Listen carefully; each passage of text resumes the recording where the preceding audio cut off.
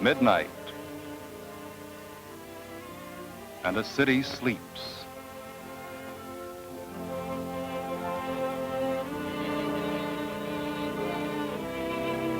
But while the city sleeps, men are busy preparing and transporting food for the millions of persons in the city who depend upon the work of others, on the soil and the sea for their daily food. The dawn comes up on a new day. And with the coming of dawn, one of the world's largest fish markets swings into action, ready to carry out its mammoth job of supplying the great city with its daily requirements of fish.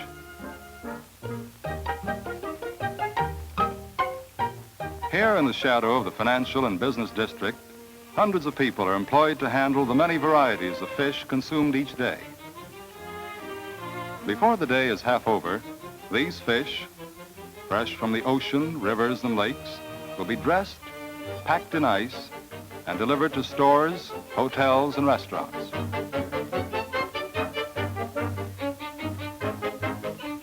It is difficult to tell the buyers from the sellers, as everyone is in working clothes.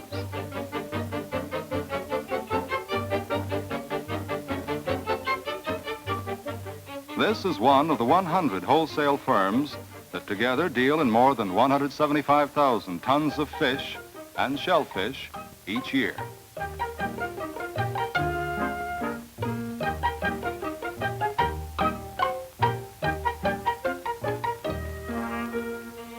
Inspectors from the Board of Health check constantly on the quality, size, and freshness of the fish, protecting the health of the city.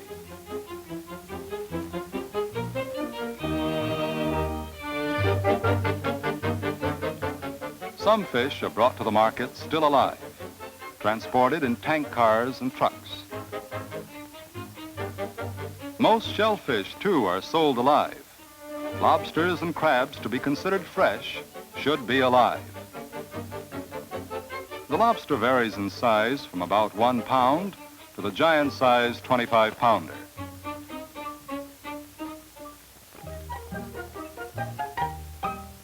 Some firms deal in smoked fish.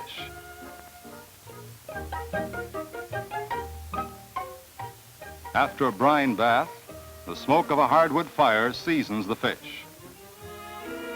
Thus preserved, they can be shipped everywhere.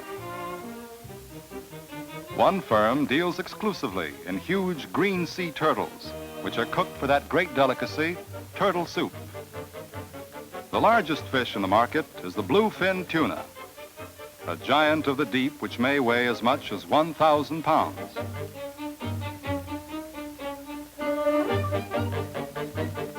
Nearly 1 million pounds of fish pass through the market every day.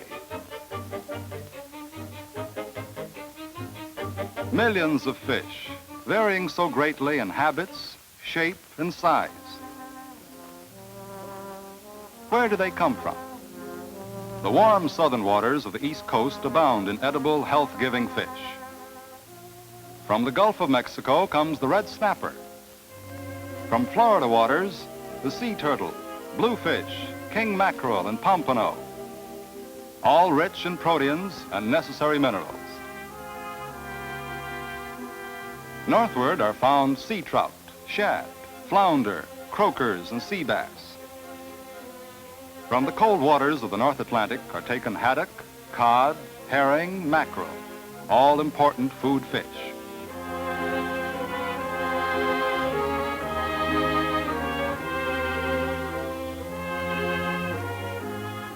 Freshwater fish taken from the Great Lakes and other inland waters of Canada and the United States include whitefish, yellow pike, carp, smelt, and trout.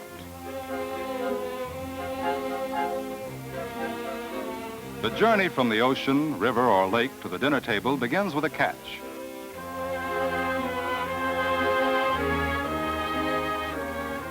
Off the Middle Atlantic coast, trapped fishermen lift their nets, which are anchored to sturdy piles, sunk in 50 to 100 feet of water.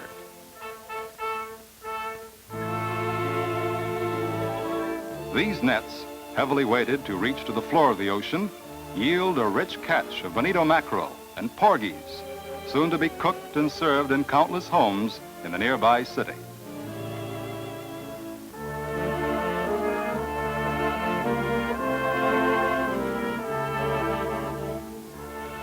Shellfish abound in the coastal waters.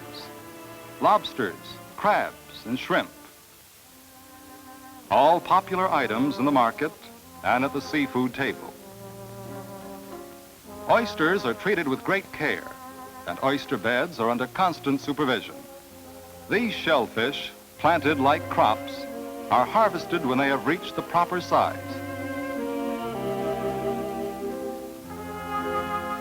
Oysters and clams are shipped to the market in their shells, or they may be shucked and packed in cans to be used in tasty stews and appetizing chowders. When caught in nearby waters, some fish are brought by boat directly to the market. As soon as the fish are unloaded, they are weighed and carefully packed in fresh, clean ice.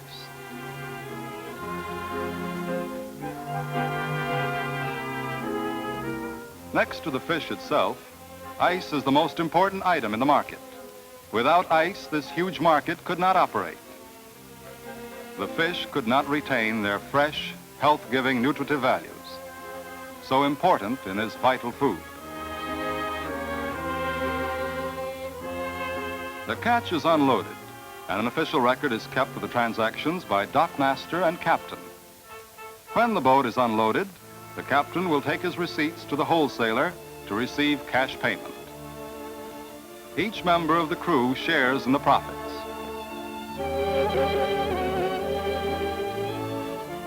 The abundance and price of each variety of fish change from day to day.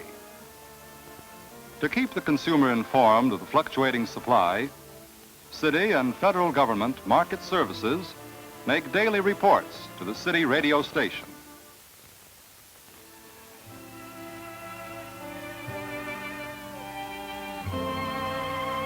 These reports are broadcast to housewives planning the meals for their families, and to professional chefs who feed countless guests. With information provided by this service, the hotel or restaurant places its order with one of the many hotel supply companies near the market. These companies dress and prepare the fish for delivery to their customers. Swordfish or other large fish are cut for steaks. Frozen fish are frequently cut into steaks by means of a specially designed bandsaw. The scaling of fish is accomplished quickly and efficiently with a modern electric scaler.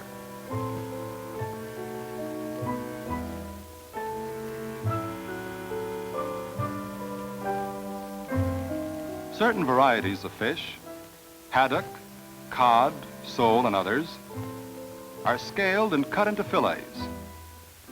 Hundreds of fish pass through the hands of these experts every day.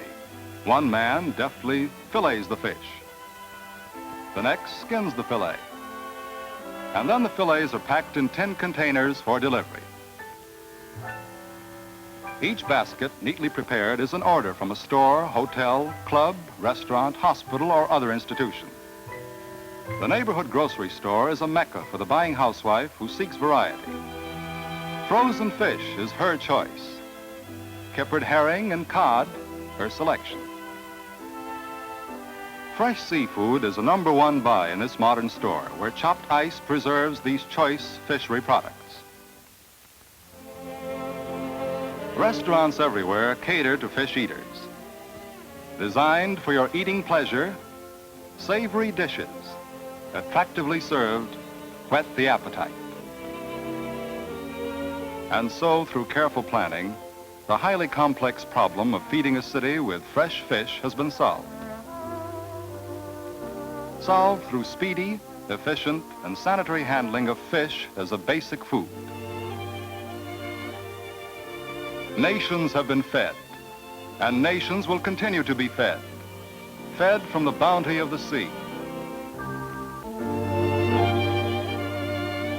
as people everywhere eat and give thanks for the good fish taken from the waters of the world.